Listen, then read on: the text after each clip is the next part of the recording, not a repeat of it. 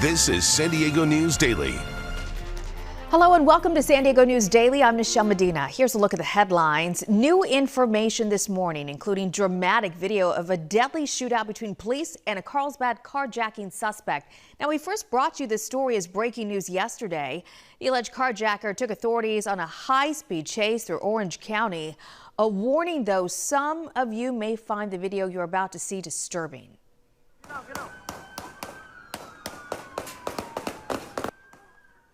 Police say the man who appears to be firing the gun is Andrei Matiasevich. They say the 31-year-old shot and killed a woman Friday night at the Ascend Apartments on Rising Glen Way in Carlsbad, then stole her car. Carlsbad police say thanks to license plate technology, Newport Beach police started chasing the stolen vehicle.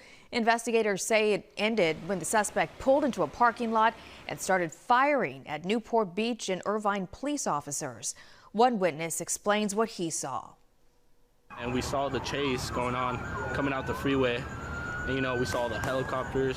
And then we got closer to, the street, forward. And then we saw them pulling up over here. And then he kind of swerved and then got out the car, started shooting. None of the officers were hurt in that shootout. Police say the suspect is from Rancho Santa Margarita. The name of the woman killed has not been released. A Chula Vista teacher facing disciplinary action for showing video of the Charlie Kirk shooting in a senior AP government class. This happened at the Chula Vista Learning Community Charter School. Now, the school communications director said at least one student recorded what was said in the classroom, but said those details are a personnel matter. The student who was in the class said her teacher showed the video because students asked. If I play the video, will you guys take your seats? And so they were like, oh yeah. So then they sat down. He did ask for our consent and everyone said yes. I don't have a problem with them seeing what happened, just to know what's going on in the world. In a statement from the Chula Vista School District, they said they cannot discuss disciplinary actions the school has taken and that the employee's position is not the official position of the school or district. Districts typically deal with personnel matters in closed sessions before board meetings, so it's likely that information will not be made public. The murder trial for Larry Millete has been delayed again now in March. Prosecutors say Larry killed his wife Maya, although her body has never been found. The trial has been delayed a number of times, but the reason for this latest delay is not clear. His defense team is due back in court next month to iron out questions prospective jurors will be asked. The trial could last about 3 months. Earlier this year, the judge denied a request to move the trial out of Chula Vista. For the first time, we are hearing from the man being called a hero for helping to save a bartender's life. That bartender at Moe's Steakhouse was stabbed 7 times. Police are calling it an unprovoked attack. NBC 7's Jeanette Quesada spoke with a man who came to the rescue. He was in really good spirits. He was happy that, of course, he was stabbed, and he could have lost his life, but he was in good spirits. He had people there with him at the hospital. After a FaceTime chat, Edwin Ponetto says he's grateful to see his friend Matt recovering after being stabbed multiple times Thursday. Ponetto was at Mission Beach that day when he heard someone screaming and came to see what was happening.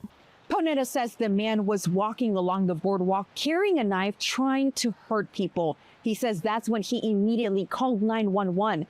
Then he began following him down Redondo Court. That's when he noticed he went inside Moe's. And the way that he opened the door and he rushed in, I knew he was going to do something. So to protect myself, there was a rock right by Moe's, and I picked up the rock and I went into Moe's.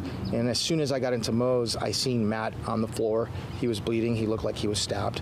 He had a really big gash on his arm. He says at one point, he and other staff members picked up bar stools to defend themselves and to get the guy down and hold him until police arrived. This was definitely a scary situation. It's just sad that, things like this happen. Although many are praising Ponetto for his heroic actions, he says he didn't do it alone. I'm not the hero here. The hero for me is Matt.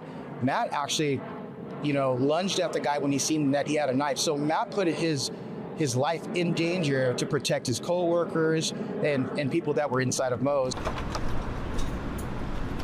Today, the restaurant reopened for business. Many patrons came to show their support. I'm glad the Good Samaritan that had a rock because it could have been a lot worse. To come in, support them, let them know the neighborhood's here and we're behind them 100%. You're going to do great. Everyone's supporting you and we're here to cheer you on throughout the recovery process. Meanwhile, Ponetto is looking forward to sharing a toast with his buddy Matt once he fully recovers. Now the friendship, definitely gotten stronger. Jeanette Quesada, NBC 7.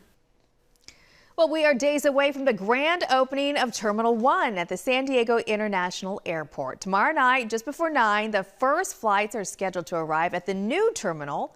15 minutes later, the last departure from the old one will take off.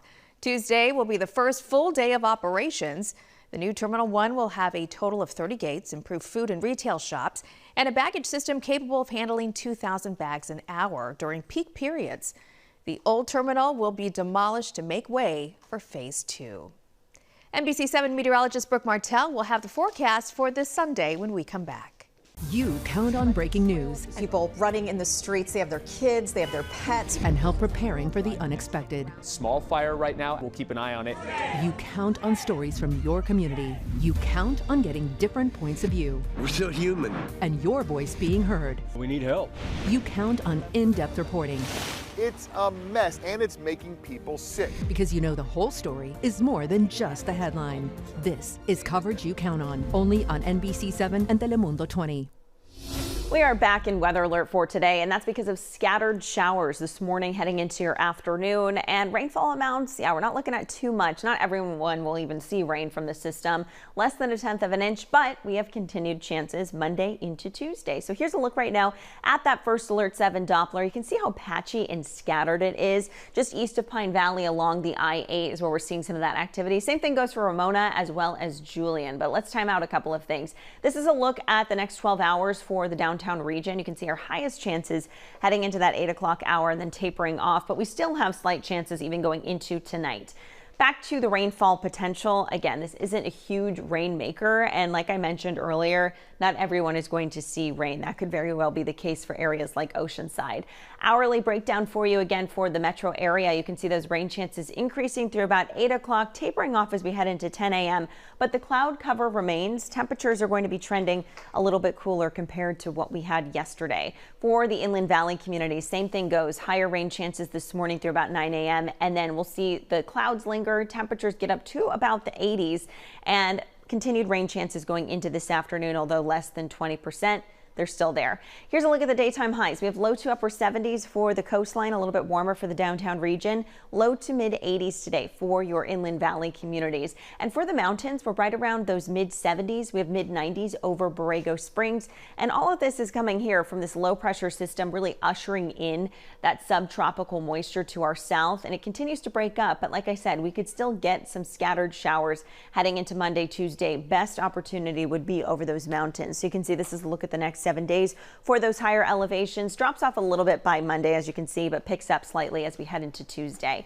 I'll leave you with this, a look at your 10-day forecast. Those daytime highs, they're tapering today, but trending up by tomorrow. So that means some low 80s for the downtown area, upper 80s Monday, Tuesday for the inland valleys, and then we'll slightly trend down heading into next weekend. Same deal for the mountain communities, as you can see there. And for the desert region, these daytime highs look to be staying below 100 degrees throughout the extended period. Michelle?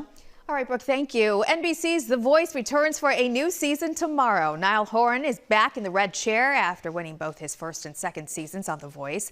Michael Bublé matched him by also winning his first 2 seasons on the show.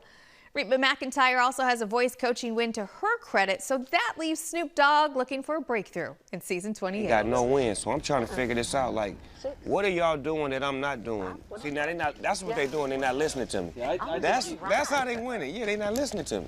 Yeah, they got to listen to Snoop, right? The Voice returns tomorrow night at 8 on NBC 7, followed by the season premiere of Brilliant Minds at 10. There's more coverage you count on at NBC7.com. You can always find us on your Roku or Samsung Smart TV app. That'll do it for us. I'm Michelle Medina. Thanks for watching.